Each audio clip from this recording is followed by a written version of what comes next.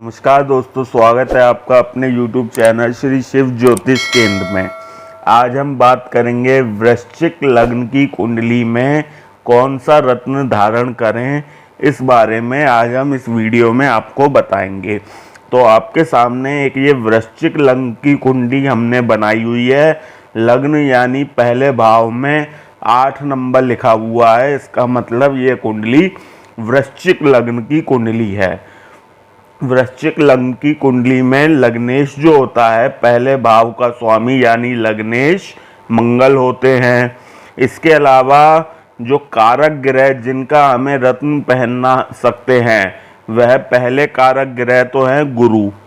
पंचम भाव के स्वामी को कारक ग्रह कहते हैं और यह होते हैं गुरु। और दूसरे कारक ग्रह जो नवम भाव के स्वामी जो होते हैं, वह चंद्र हैं। चौथी 4 नंबर लिखा हुआ है, इसका मतलब यह कर्क राशि है। कर्क राशि के स्वामी चंद्र होते हैं। और यहाँ 12 नंबर लिखा हुआ है, ये मीन राशि है। मीन राशि के स्वामी जो होते हैं वह गुरु होते हैं। इतना समझ में आ गया। अब मैं आपको बताता हूँ कि ऐसी कौन सी कंडीशन होती है, मतलब कुंडली में हम क्या देख के सजेस्ट करते हैं कि आपको रत्न पहनना चाहिए। तो रत्न जो होता है ग्रहों की डिग्री देखकर ही सजेस्ट किया जाता है। जब आप ऑनलाइन कुंडली निकालते हैं तो ग्रहों के साथ डिग्री लिखी होती है या नीचे की साइड डिग्री लिखी होती है ग्रहों की, या अलग से एप्लीकेशंस जो होती हैं वह अलग से डिग्री चार्ट भी देते हैं। तो डिग्री के हिसाब से ही हम रत्न पहन सकते हैं। अगर आपके किसी ग्रह की डिग्री को हम 0 से 5, 5 से 10, 10 से 15, 15 से 20, 20 से 25 और 25 से 30, इस रेशो में हम डिग्री को नापते हैं। तो जो सबसे अच्छे डिग्री मानी जाती है ग्रह की, वह 15 से 20 के बीच में मानी जाती है। अगर आपके किसी ग्रह की डिग्री 15 से 20 के बीच में है तो वह अपने शुभ फल प्रदान करने में पूर्ण रूप से सक्षम होता है।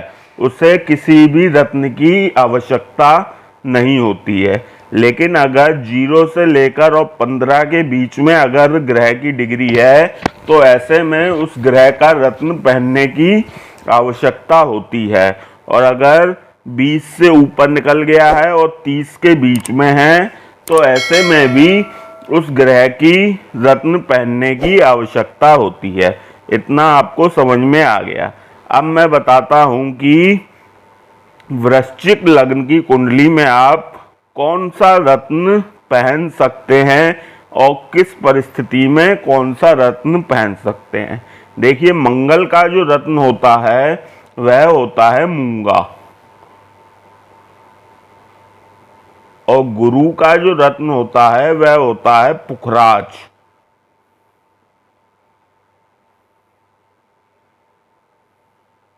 और चंद्र का जो रत्न होता है वह होता है मोती। यह 3 रत्न होते हैं, अलग अलग तीनों ग्रह के लिए पहने जाते हैं। अब सबसे पहले बात करते हैं मंगल के रत्न मूंगा की, कि किस परिस्थिति में आप मूंगा पहन सकते हैं, किस परिस्थिति में मूंगा नहीं पहन सकते हैं वृश्चिक लग्न की कुंडली में। देखिए, अगर मंगल आपकी वृश्चिक लग्न की कुंडली में 8वें भाव में बैठे हैं, अगर 12वें भाव में बैठे हैं,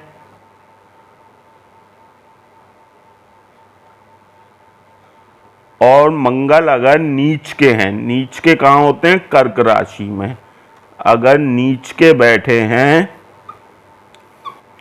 इस परिस्थिति में आप मूंगा नहीं पहन सकते हैं। बाकी अगर लग्न में हो, दूसरे भाव में हो, तीसरे में हो, चौथे में हो, 5वें में हो, 6ठे में हो, 7वें में हो, 10वें में हो, 11वें में हो, तो आप पहन सकते हैं।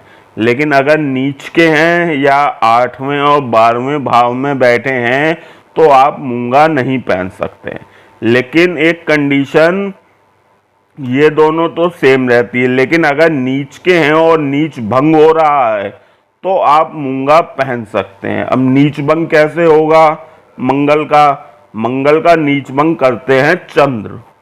अगर मंगल चंद्र की युति हुई हो या मंगल वो चंद्र अगर तीसरे भाव में बैठे हों या चंद्र उच्च के हों, अगर चंद्र तीसरे भाव में बैठे हों, 7वें में बैठे हों या चंद्र मंगल के साथ युति कर रहे हो, तो ऐसी परिस्थिति में मंगल का नीच भंग हो जाता है। गुरु भी कर सकते हैं नीच भंग। पहले इतना समझ लीजिए चंद्र कैसे नीच भंग करते हैं। या तो चंद्र के साथ मंगल युति कर रहे हो, या चंद्र उच्च के हो, या चंद्र दृष्टि डाल रहे हो, या फिर एक कंडीशन ये आती है कि गुरु और चंद्र दोनों नीच के हों आमने सामने, तो नीच भंग हो जाता है। इस हिसाब से मूंगा जो है आप पहन सकते हैं वृश्चिक लग्न की कुंडली में। अब बात करते हैं गुरु की। गुरु अगर 8वें भाव में हो, 6ठे भाव में हो या 12वें भाव में हो या नीच के हो, अगर गुरु का पुखराज जो है वह किस कंडीशन में नहीं पहन सकते हैं, ये मैंने आपको बताया।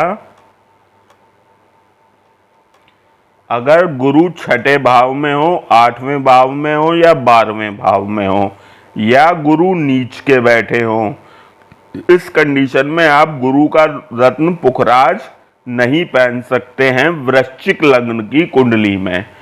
अगर गुरु का नीच भंग हो रहा हो और गुरु तीसरे भाव में नीच के बैठे हो तो आप पहन सकते हैं। अब मैं आपको बताता हूं कि गुरु का नीच भंग कैसे होता है।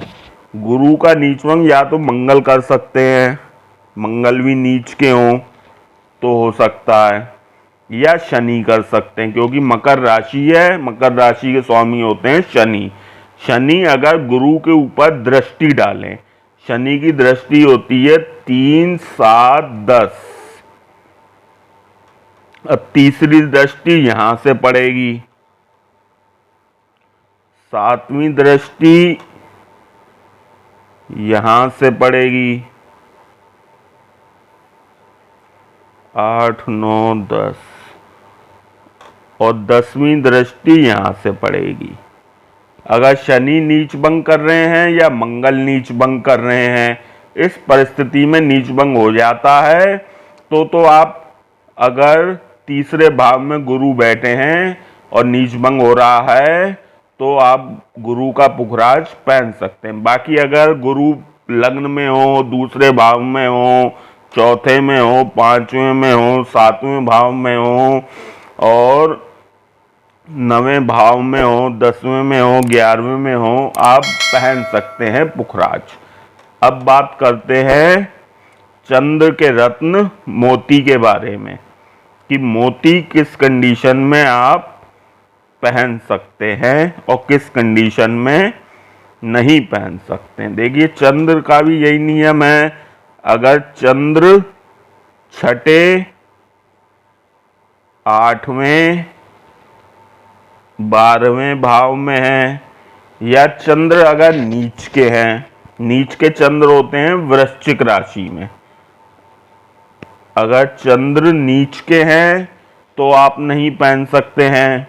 और 6ठे, 8वें, 12वें भाव में अगर चंद्र बैठे हैं तो आप चंद्र का रत्न मोती नहीं पहन सकते हैं, इसके अलावा अगर दूसरे भाव में, तीसरे में, चौथे में, पांचवें में, सातवें में, 9वें, 10वें, 11वें भाव में हो तो आप चंद्र का रत्न मोती जो है पहन सकते। मोती एक ऐसा रत्न है जो मानसिक शांति के लिए पहनाया जाता है। इससे मन को बहुत ज़्यादा आराम मिलता है। और अब चंद्र के नीचभंग की बात करते हैं। चंद्र का नीचभंग जो करेंगे वो करेंगे मंगल। अगर मंगल चंद्र की युति हुई हो तो आप नीच का होने पे भी पहन सकते हैं। अगर मंगल 7वें भाव में हो, 8वें भाव में हो या चौथे भाव में हो, तो चौथे भाव में 1 2 3 4, 1 2 3 4, अगर मंगल यहाँ हो, यहाँ होंगे तभी तो दृष्टि डालेंगे। 1 2 3 4, इस प्रकार से मंगल का नीचभंग हो जाता है और नीचभंग होने की परिस्थिति में आप मोती पहन सकते हैं। तो इस प्रकार से वृश्चिक लग्न की कुंडली में मैंने मंगल, गुरु और चंद्र के रत्न के बारे में आपको बताया।